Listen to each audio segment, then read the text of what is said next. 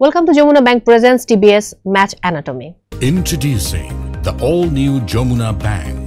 Welcome to a new era of banking. Jamuna Bank. Banking reimagined. দর্শক আজ বাংলাদেশ মুখোমুখি হচ্ছে শ্রীলঙ্কার সঙ্গে এবং টি20 ওয়ার্ল্ড কাপ 2024 এ আজকে বাংলাদেশের প্রথম ম্যাচ যে ম্যাচটা দেখার জন্য আমরা পুরো বাংলাদেশিরা ওয়েট করে আছি।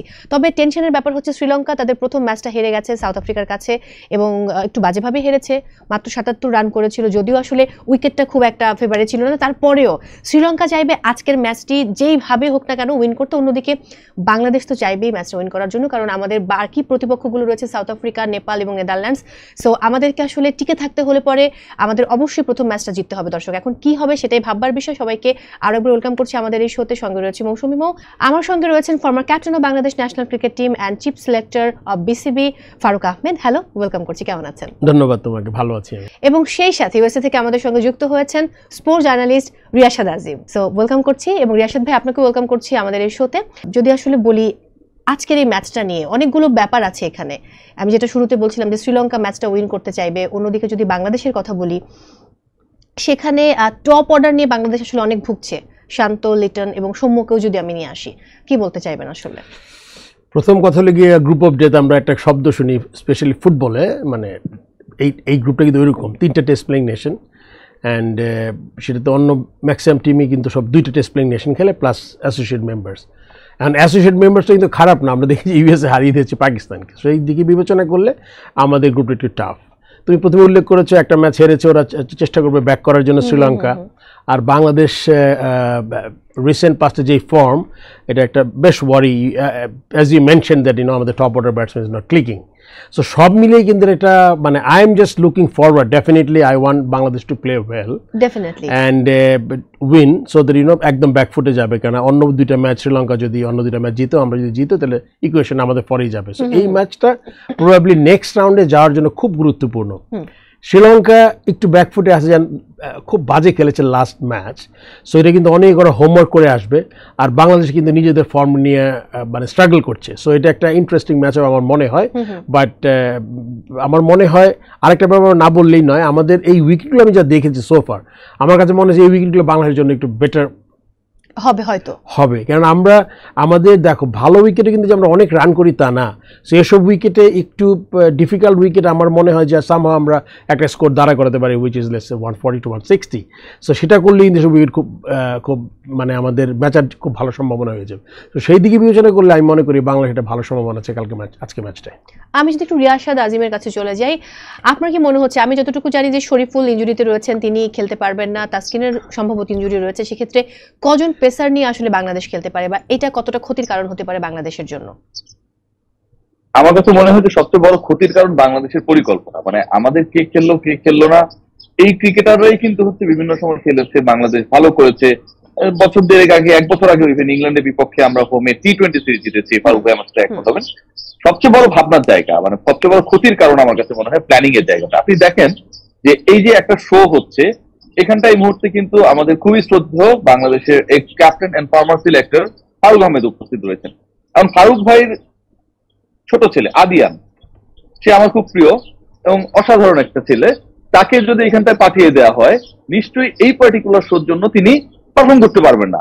সে হয়তো ফুটবল ভালো খেলবে, তার স্কুলের যে কম্পিটিশন গুলো হয় কিংবা ও লেভেল এ লেভেলের যে এক্সামস গুলো সামনে আসবে সেগুলোতে সে হয়তো ভালো করবে, কিন্তু ফারুক ভাইয়ের কাছটা কিন্তু ফারুক ভাইকেই করতে হবে। বাংলাদেশে হেড কোচ রয়েছেন একজন চান্ডিকা হাতুরু সিং এ, এবং এই হেড কোচকে প্রতি বছর মানে প্রতি মাসে আসবে, বছরের হিসাবটা করলে অনেক বড় হয়ে যায় অঙ্কটা, প্রায় 40 লাখ টাকা হচ্ছে আমরা পে করি, কারণ ইউএস ডলারের দাম 7 টাকা ওই কলিং প্যাক করে বাড়িয়ে দেওয়া হয়েছে, তাই না? তো হাতুরুর বেতনটা বেড়ে গেছে। ম্যাচের আগের দিন যে প্র্যাকটিস সেশনটা, এটা মহা গুরুত্বপূর্ণ। যেই জায়গাটা হচ্ছে আমার মেইন এক্সামের আগে টেস্ট, সেখানটায় বাংলাদেশের 10 জন ক্রিকেটার, স্কোয়াডের 15 জনের মধ্যে 10 জন অনুপস্থিত। সবচেয়ে দুঃখজনক হলো সত্য যে এই যে 10 জন ক্রিকেটার অনুপস্থিত, আপনি একবার ভেবে দেখেন যে এই 10 জনের 9 জনই হয়তো এই ম্যাচটা, যে ম্যাচটা এখানকার সময় একটু পরে হবে মানে সন্ধ্যার দিকে এবং বাংলাদেশ সময় আগামীকাল ভোরে হবে, সেখানটায় খেলবেন। আপনি যদি ভালো ফর্মে থাকেন, আপনার যদি কোনো স্কিল ওয়াইজ প্রবলেমস না থাকে, দেন ডেফিনেটলি আপনি রিল্যাক্স করতে পারেন, আপনি টাইম নিতে পারেন। whenever you are failing some problems, আপনি প্র্যাকটিসে আসছেন না। মজার ব্যাপার আরো আছে, প্র্যাকটিসে আইসিসি যে শিডিউলটা দিয়েছিল যে ম্যাচ ভেন্যুতে প্র্যাকটিসটা হবে, বাংলাদেশ টিম ম্যানেজমেন্ট, এখন তো ম্যানেজমেন্ট বলতে কোনো কিছু না, খালেদ মাহমুদ সুজন ছিল, তাকেও কিক আউট করে দেওয়া হয়েছে, মানে বিসিবির কারো এখানটায় খাওয়া দাওয়া নাই। চান্ডিকা হাতুরু সিং হি ডিসাইডেড যে তারা প্র্যাকটিস করবে, মানে ওই যে 5 জন ক্রিকেটার মাত্র প্র্যাকটিস করেছে এসির মধ্যে, এখানে একটা একাডেমি আছে, cricket academy, Mustang cricket academy, সেখানটা এয়ার কন্ডিশন রয়েছে, আর্টিফিশিয়াল টার্ফ রয়েছে, রিয়েল উইকেটও না, সেখানটায় প্র্যাকটিস করবে। এবং সেই প্র্যাকটিসে মজার কাহিনী এখনো শেষ হয়নি, সেই প্র্যাকটিসে যেখানে 10 জন আসেনি, চান্ডিকা হাতুরু সিং এর তিনিও আসেন। তার কাছে মনে হয়েছে ফাঁকিবাজির যে টিম, একজন তো কম হয়ে যায়, 11 বেস্ট 11 বানাতে হবে না, 10 জন ক্রিকেটার এবং চান্ডিকা হাতুরু সিং 11 জন কিন্তু মিলে গেছে, আসেন নাই। তো এরকম চিন্তা ভাবনা নিয়ে, পরিকল্পনা নিয়ে বাংলাদেশ যদি জিতেও যায়, বাংলাদেশ এই মুহূর্তে মানে এমন একটা সিচুয়েশন এক্সপেরিয়েন্স করছে, এটা কোনোভাবেই কাঙ্ক্ষিত না। মানে এইভাবে আমরা যদি চলি, আপনি পৃথিবীর বেস্ট টিমকেও যদি এনে দেন, সেই টিমও যদি রেজাল্ট পায় বা না পায়, সেই জায়গাটা কিন্তু কোচের জবাবদিহিতা, দায়বদ্ধতার যে ইস্যুটা রয়েছে সেটাকে সামনে আনতে হবে। কারণ এইটারই আসলে কেউ কোনো কথা বলে না, সবাই এদিক সেদিক দেখে, কথা টথা বলে। ফারুক ভাই সাথে বিসিবি যাদের দেখা হয় কোনো একটা ধরনের আড্ডায় বা পার্টিতে, তারাও বলে, কিন্তু জায়গা মতো কেউ কথা বলে না। এই যে জায়গা মতো কথা বলে না, আর কোচ যে হচ্ছে তার মতো করে 40 লাখ করে প্রতি মাসে নিয়ে যাচ্ছে, আর আদিয়ানকে বসায় দিচ্ছে যে ঠিক আছে তুমি ওদের কোচিং করাও, এগুলো ভাই কোনোভাবে এক্সপেক্টেড না। ওকে, ওয়েল, আমি আসবো আবার আপনার কাছে। আমি একটু ফারুক আহমেদের কাছে যেতে চাই। আর রিয়াসাদ আজিমের কথার পরিপ্রেক্ষিতে যেটা বোঝা গেল যে পরিকল্পনা একটা অনেক বড় ফ্যাক্ট, সো এটার প্রসঙ্গে কিছু বলবেন কিনা? ভয়ঙ্কর, I am really scared the way he explained. আর যা যা ঘটছে ওখানে, এটার আসলে কোনো এক্সপ্লেনেশন নাই। I am a former player and played the game for like let's at least 22-23 years. তারপরে I was chief selector for 2 tenure মিলে প্রায় 2.5-4-7-8 বছর। সো আমি তো মানে আমি অবশ্য এই কথাগুলো উল্লেখ করেছি। রিয়াসাদ তো he is so good, he analyses things so well, and ওর কথা শুনতে ভালো লাগবে না, but he is so to the point. And you know, এটা আসলে এটা আই এম শিওর যদি ক্রিকেট বোর্ডের কর্তারা শুনে এই কথাগুলো, আমার মনে হয় is the high time, because দেশ কিন্তু আমাদের কারো একার না। এটা কিন্তু বুঝতে হবে আমাদের যে আমরা what are we fooling around with our country, it's like so bad, and এইটার একটা জবাবদিহি করতেই হবে। অ্যান্ড সবচেয়ে বড় কথা যে আমাদের প্রিপারেশন আমরা ভালো করি না। ইউএস এর মতো 2টা ম্যাচ হেরেছি আমরা, অ্যান্ড ওখানে শুনেছি প্র্যাকটিসে খুব অনীহা ছিল। আমরা অনেক সময় একটা কাজ করি, আমরা অনেক সময় যখন এক টিম খারাপ করতে থাকে তখন আমরা মনে করি লেটস হাল ছেড়ে প্লাস মনে করি যে লেটস টেক এ ব্রেক, মানে আজকে ক্রিকেট নিয়ে কোনো আলোচনা হবে না, ক্রিকেট বন্ধ করো, তোমার প্র্যাকটিস দরকার নাই। এটা গিয়ে মনে করো অনেক খারাপ করার পরে, বাট নতুন কন্ডিশনে when ICC has given you the match venue, তুমি ব্যাটিং বোলিং না করো, অ্যাটলিস্ট তুমি হাই ক্যাচিং সাইডে গিয়ে অ্যাটলিস্ট ওইটার একটু ফিল নেওয়া গ্রাউন্ডটার। কেন নতুন গ্রাউন্ডে আমরা জানি মিরপুরের কোন কোনাটা কীরকম, বা আমরা চিটং সাগরিকাতে কোন উইকেটে কীরকম, বা কোন গ্রাউন্ডে কীভাবে হবে, কিন্তু এসব অনেক সময় এসব মাঠের তোমার অ্যাঙ্গেলগুলো ঠিক থাকে না। সেক্ষেত্রে তোমার at least to go there and get the feeling of the মানে মাঠ, এটা যে কত ইম্পর্টেন্ট এটা কিন্তু আমরা সবাই জানি। ফর্মার প্লেয়ার চিফ সিলেক্টর ছিলাম জানি, এবং যারা ম্যানেজমেন্ট এখন ওইখানে যারাই আছে হয়তো কোনো কথা বলে না হাতুড়ার এগেনস্টে, মানে হাতুড়া যা বলে তাই, বাট এইটার কতদিন? And when we are not performing, সবচেয়ে বড় কথা bottom line, if you are a businessman, businesswoman, you will see whether the bottom is red or green. If the bottom is red, then something is wrong, then you have to ওটাকে তোমার address করতে হবে। যেটা আমরা আমি যদি আরেকটু করে বলি যে প্রতিপক্ষ শ্রীলঙ্কা হারলেও সেটা কোনো বিষয় না। আমরা টি-20 ওয়ার্ল্ড কাপের হিসাবে যদি দেখি যে টি-20 ওয়ার্ল্ড কাপে দুবার মুখোমুখি হয়েছে, দুবারই কিন্তু আসলে শ্রীলঙ্কা জয়লাভ করেছে, এবং টোটাল 18 বারের মুখোমুখিতে কিন্তু 11 বার শ্রীলঙ্কা, 5 বার বাংলাদেশ, এবং 2 বার হচ্ছে খেলাটা হয়নি। তো সেই জায়গা থেকেও কিন্তু যদি রেকর্ড আমরা ঘাটি, রেকর্ডে শ্রীলঙ্কা এগিয়ে রয়েছে বাংলাদেশের চাইতে, বাট বাংলাদেশকে এনিহাউ এই ম্যাচটা কিন্তু ভালো করতেই হবে, যেহেতু এত রকম। প্রথমে যেটা বললাম তোমাকে যে এই ম্যাচটা যদি ভালো না করি তাহলে আমাদের সেকেন্ড রাউন্ডে কোনো সম্ভাবনা নেই, বিকজ শ্রীলঙ্কা হারিয়ে দিলে, মানে আমরা সবাই জানি যে যে 2টা টিম নেদারল্যান্ডস এন্ড নেপাল, যদিও ডিফিকাল্ট হবে, I am telling you, West ইন্ডিজে বাংলাদেশে 2টা খেলা, বাট তারপরে আমি বলবো এটা মানে এটা এক্সপেক্টেড যে আমরা ভালো করব আর কোনো, কিন্তু এই ম্যাচটা না জিততে পারলে it will be very difficult বাংলাদেশের নেক্সট রাউন্ডে যাওয়া। আর যেই জিনিসগুলো ঘটছে, রিয়াসাদ খুব ভালো ইম্পর্টেন্ট পয়েন্ট লাস্টে বলেছে, সেটা হচ্ছে গিয়ে এই ম্যাচটা যদি আমরা জিতেও যাই, এটা কিন্তু তোমার নর্মাল তোমার টিম যেভাবে চলছে এটার কিন্তু রিয়েল পিকচার না, রাইট, কিন্তু এটা কিন্তু আমাদের আগামীতে আরও প্রবলেম হবে। So it's better that we fix our problems এখনই, একটা বিচ্ছিন্ন একটা জয়, ওকে আমরা একটা ম্যাচ জিতেছি সবাই ভুলে গেলাম কি হচ্ছে টিমের মধ্যে। নো, এটা সিরিয়াসলি অ্যাড্রেস করা উচিত, right from the board president two board members, সবার কিন্তু ব্যাপারগুলো দেখা যেত। একটা মানুষ একটা দেশের ক্রিকেটকে নিয়ে আমি একটা কথা বলি যে যখন তোমার এমপ্লয়ার থেকে বড় হয়ে যায়, মানে যখন তোমার সাবর্ডিনেট তোমার যে কাজ করে তোমার আন্ডারে, সে যখন ছড়ি ঘোরানো শুরু করে তোমার কোম্পানির বই কোম্পানি কোনোদিন ভালো করে, এটা আমরা জানা। সো ইটস লাইক ওর কথাগুলো কনসিডারেশন নিয়ে আমাদের মনে এখনই অ্যাড্রেস করা দরকার আমার মনে হয় বাংলাদেশ টিমকে। আমি আবার রিয়াশাদ আজিমের কাছে চলে যাব। ভাইয়া, একটু আগে আমি যেটা বলছিলাম ফারুক আহমেদকে, যে যেহেতু শরীফুল ইনজুরিতে রয়েছেন, তাসকিনকে নিয়ে একটা কনফিউশন রয়েছে, সেই জায়গায় পেসার কি বাংলাদেশকে দুজন পেসার নিয়ে খেলবে? খেললে কাকে নিয়ে, মুস্তাফিজ এবং তাসকিন, নাকি মুস্তাফিজ এবং জুনিয়র সাকিব? আমার কাছে যেটা মনে হয় যে বাংলাদেশ দল আসলে 11 সিলেকশন নিয়েও এখানটায় যে আসলে মন্ত্রী আমার পরিচয় দিবে সেটা না।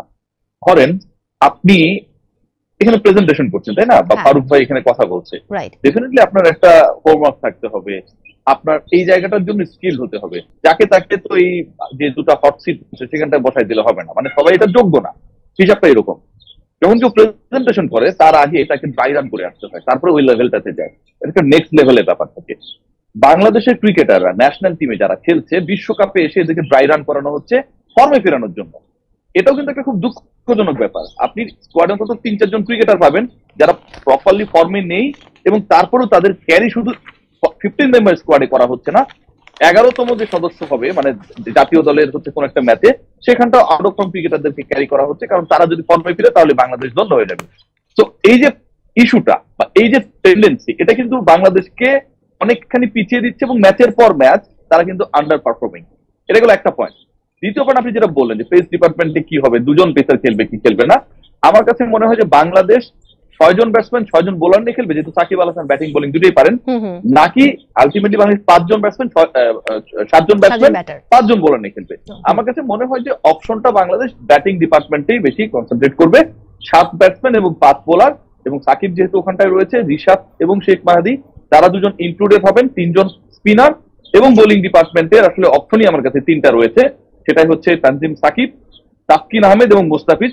শরীফুলের হিসাব বাদ, তো তানজিম সাকিবকে ড্রপ করে তাসকিন এন্ড মুস্তাফিজ আমার কাছে যেটা মনে হয়, এবং এখানটাও একটু ভ্যারিয়েশন আনার সুযোগ রয়েছে, যেহেতু ডানহাতি ফাস্ট বোলার তাসকিন আহমেদ এবং মুস্তাফিজ বাঁ হাতে বল করেন।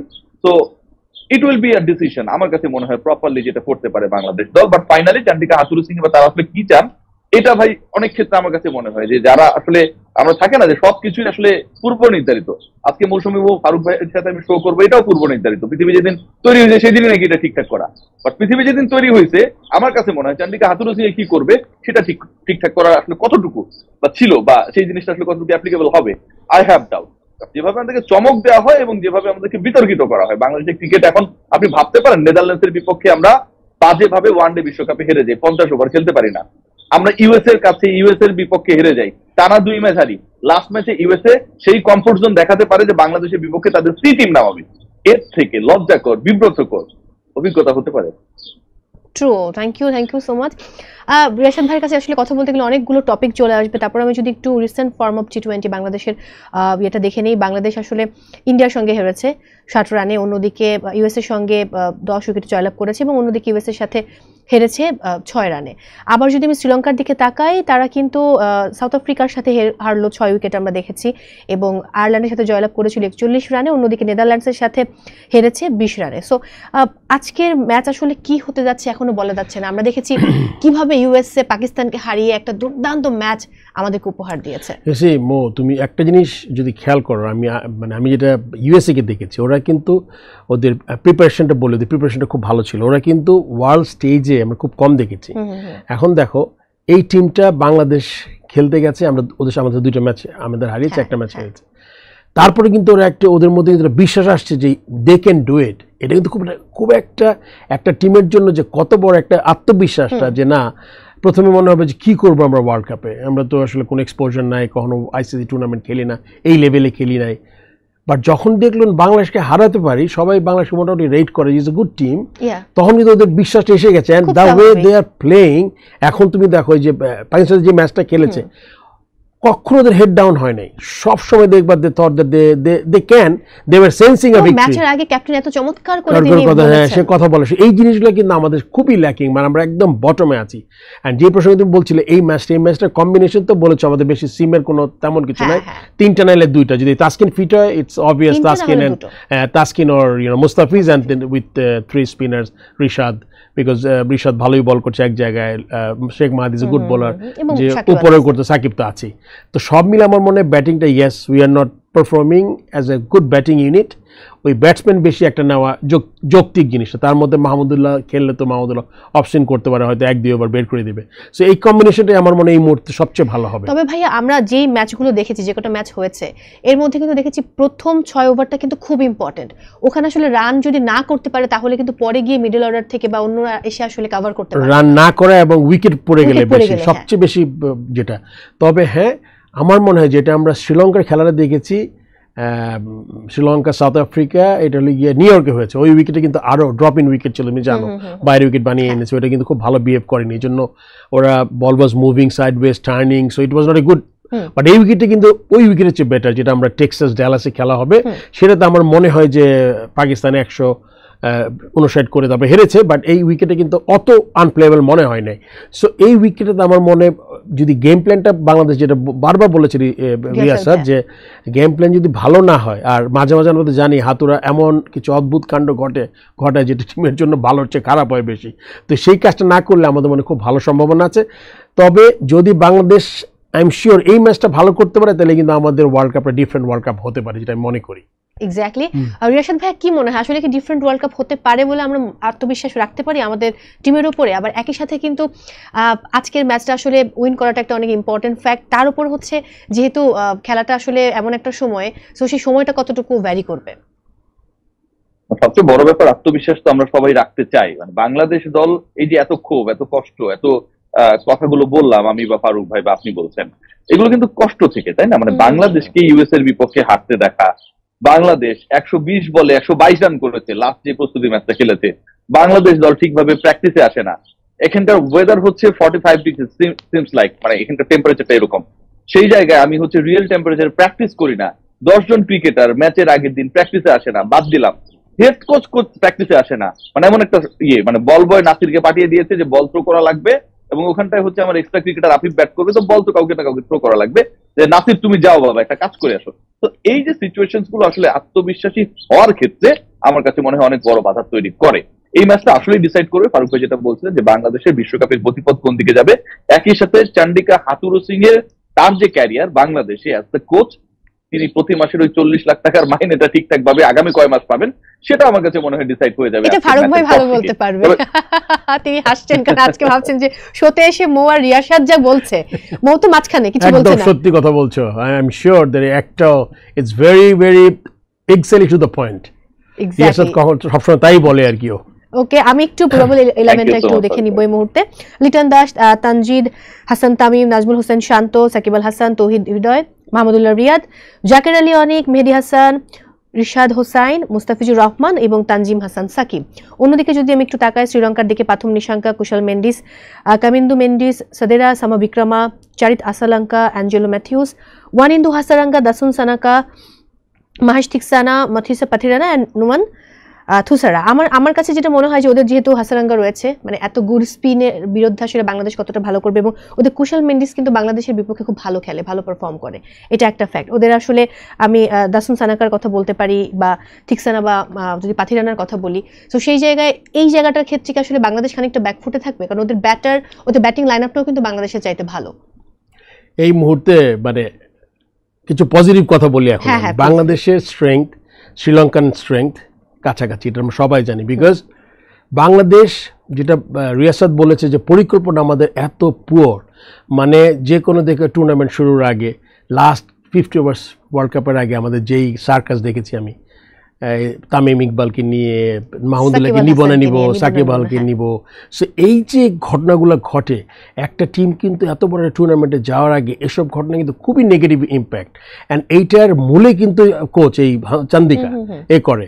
তো আমি এই জন্য বলছি স্ট্রেংথের দিক থেকে আমরা কিন্তু দুইটা টিম কিন্তু খুব কাছাকাছি। অ্যান্ড ইউ সি, তুমি যে স্ট্যাটিস্টিক দেখিয়েছো এটা কিন্তু অনেক মানে ইটস লাইক লম্বা সময় statistics, but if you take current statistics let's say last 2 years 3 years, Bangladesh কিন্তু we have come a long way মানে তোমার পারফরমেন্সের দিক থেকে। যদিও এখন এটা বিচ্ছিন্নভাবেই হয়, তারপর আমি বলবো যে আগের স্ট্যাটিস্টিক্স এটা অনেক বেটার এখন আমাদের। সেই ডিভিশনের স্ট্রেংথ কিন্তু আমাদের কাছাকাছি, কিন্তু যেহেতু আমরা এমন একটা খুব পুয়ার প্ল্যানিংয়ে খেলি, এই জন্য আমাদের যেমন একটা ছোট্ট কথা বলি, যে যেটা বললো রিয়া স্যার, যে আমরা ব্যাটিং রান করছি না, তোমার তো ড্রিল করতে হবে টু ইমপ্রুভ দ্যাট হাউ। এইখানে কিন্তু কোচের সবচেয়ে বড় দায়িত্ব, মানে একটা ছেলেকে ফর্মে ফেরানো কিন্তু কোচের দায়িত্ব। কোচের দায়িত্ব কিন্তু সিলেকশন কি হবে, কোন প্লেয়ার বাইরের থেকে আনবো, কি করব, ওরা কি খাবে, প্র্যাকটিস করে, এগুলো কিন্তু ওর দায়িত্ব না। এই কাজটা কতটুকু সে ভালোভাবে করছে এটা আই হ্যাভ স্ট্রং ডাউট সে করছে না এই কাজ, এই জন্য এটা আমি প্রতিফলন দেখতে পাচ্ছি। আসলে সমাধানটা কি তাহলে? হাতুড়ি সিং এর সমাধান তার এটা তো আমার মনে হয় যে বলি যে কোচ পাওয়া যায় না, গ্যারি ক্রাস্টেনকে দেখলাম 5 সেন্টিমিটার কোচ হলো। সো কোচ তো আমরা কি ওইভাবে চাই কিনা, এটা খুব গুরুত্বপূর্ণ। আমি মনে করি বারবার আমরা আমাদের যেভাবে হাতুড়া ফেলে গেছে আমাদের দেশের টিমকে, ও কিন্তু আমাদের দেশে আসছিল to get a contract from a test playing nation, specially from Sri Lanka. ওটা কিন্তু ওর হয়ে গেছে, ওখান থেকে কিন্তু he was out of the Sri Lankan squad ওর টেনিওর শেষ হওয়ার আগে। তার মানে সে তো স্পেশাল কেউ না। সো ওর পিছনে আবার আমরা গেলাম, এবং সে আসার পরে তো যেই লাস্ট 6 মাস 8 মাস যেসব কাজ করেছে, আমার মনে হয় রাইট হবে এই ওয়ার্ল্ড কাপের পরে ক্রিকেট বোর্ডের একটা ভেরি স্ট্রং, আমি মনে করি খুব জরুরি যদি আমাদের ক্রিকেটের দেশকে বাঁচাতে হয়। বিকজ সে কখনো মনে করে না যে ইটস এ একটা ব্রেইনের থেকে 4টা ব্রেইন বেটার, ও সব চিন্তা করে আমি যা মনে করি সেটাই ঠিক। এখন ওইটা যখন পারফর্ম করবে তখন ও will take that, okay you are the boss, you can go ahead, because you are, যেটা বলি আমরা মানে যে গরু দুধ লাথি খেতে ভালো লাগে, কিন্তু তাহলে তখন when you are not performing মানে you are doing not very good job, so you should be out of it. এই আর কি আমাদের কথা হলে গিয়ে আমরা খুব শীঘ্রই সময় আসছে, high time that we take a decision, and it's not because of this World Cup. আমার কথা হলে আমি সবসময় বিশ্বাস করি T20 আমাদের স্ট্রঙ্গার ফরম্যাট না, কিন্তু look at the 50 over team, আমরা কি করেছি টিমটাকে, এত সেটেল একটা টিম। ওয়ার্ল্ড কাপে গিয়েছিলাম আমরা লাস্ট ওয়ার্ল্ড কাপ 50 ওভার্স সেমিফাইনাল খেলতে, ওখানে আমরা মানে we just lost against everyone. So just ওইটা যাওয়ার আগে আমরা বুঝলাম কি রেজাল্ট হবে। সো এই জন্য বলছি যে জাস্ট আর কোনো উইন করা দেওয়ার দরকার নাই, you should look for a good coach, সে একটা সবার সাথে কথা বলে, সো দ্যাট আমরা আমাদের ক্রিকেট গেম নিয়ে এগিয়ে নিয়ে যাই। আমরা একদম শেষের দিকে আছি, একটু যদি প্লেয়ার টু ওয়াচ দেখে নেই। মুস্তাফিজুর রহমান লাস্ট 3 টি20তে উইকেট নিয়েছেন 10টি, অ্যাভারেজ 8.2 এবং ইকোনমি 6.8। অন্যদিকে ওয়ারেন্দু হাসারাঙ্গা স্পিনার, তিনি আসলে লাস্ট 3 টি20তে উইকেট নিয়েছেন 6টি, ইকোনমি 8.3 এবং রান হচ্ছে 65। ওকে, আমি খুব একটা সময় নেই, যদি বলি যে স্কোর কত আশা করছেন আজকে, তাহলে কি বলবেন? আমি সবসময় মনে করি যে বাংলাদেশের যেই ব্যাটিং আমরা করছি, আমাদের always will have a with a chance if you can score anything over 160 to 70। Okay, 170 60 থেকে 70 75 এর মধ্যে এটা আমাদের স্ট্রেংথ, সেফ একটা, হ্যাঁ সেফ একটা, যেটা করলে আমরা we have something on the board to fight. If you score 195 তাহলে ভালো, বাট যখনই তুমি ওভার এক্সপেকটেশন হবে তখন কিন্তু আন্ডার পারফর্ম করার চান্স বেশি। যখন তুমি নামবে 200 করবো, ইউ মাইট লুজ দ্য হয়তো 6 ওভারে করতে চেষ্টা করতে হবে 10-এর উপর 60 রান 70 রান, তখন কিন্তু আমার মনে হয় যে আমাদের টিমের এই উইকেটেও 160-70 করার ক্যাপাবিলিটি আছে, অ্যান্ড যখনই আমরা এটা করতে পারবো তখনই আমাদের will have a chance to win. Definitely. Riyashad ভাইয়া কি মনে হচ্ছে, আপনিও কি একমত ভাইয়ের সঙ্গে যে 160 থেকে 170 এরকম একটা স্কোর হতে পারে? এক্স্যাক্টলি, মানে বাংলাদেশের যদি আপনি সামর্থ্য দেখেন, আসলে এর থেকে বেশি করবে সেই এক্সপেকটেশন করা আমি মনে করি যে এই মুহূর্তে লজিক্যাল না। আবার আরেকটা ব্যাপার গুরুত্বপূর্ণ, এখানে টসটা গুরুত্বপূর্ণ হবে আমার কাছে মনে হয়, কারণ এইখানটায় যে লাস্ট 3টা ম্যাচ হয়েছে, সেই 3 ম্যাচে লাস্ট ম্যাচে পাকিস্তান ইউএসএ, পরে ব্যাট করা দল ইউএসএ তারা চ্যালেঞ্জ জানিয়েছে, সুপার ওভারে ম্যাচ নিয়ে গেছে, তারা সেই ম্যাচে জয় পেয়েছে। নেপাল নেদারল্যান্ডস, সেখানটায় নেপাল 107 করেছিল, নেদারল্যান্ডস চেস করেছে মানে পরে ব্যাট করে।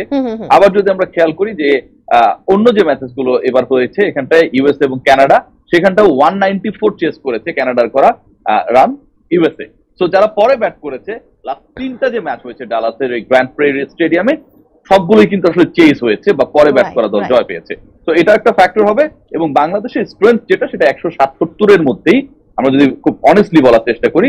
সো এর থেকে বেশি এক্সপেক্ট করা বা এর থেকে কম এক্সপেক্ট করা, মানে দুটাই আসলে খুব বেশি আমার কাছে মনে হয় যে ছোট্ট একটা কথা বলবো শেষ হলে, রিয়াসাদ খুব ভালো বলেছে, বাট আমি মনে করি বাংলাদেশের যখন এখন আত্মবিশ্বাস আমাদের যেই জায়গায় আছে, আমি মনে করি যদি কন্ডিশন ঠিক থাকে, মানে it's like let's say 50-50 batting bowling যাই হোক, সেই ক্ষেত্রে আমাদের ব্যাটিং করাটা বেটার হবে।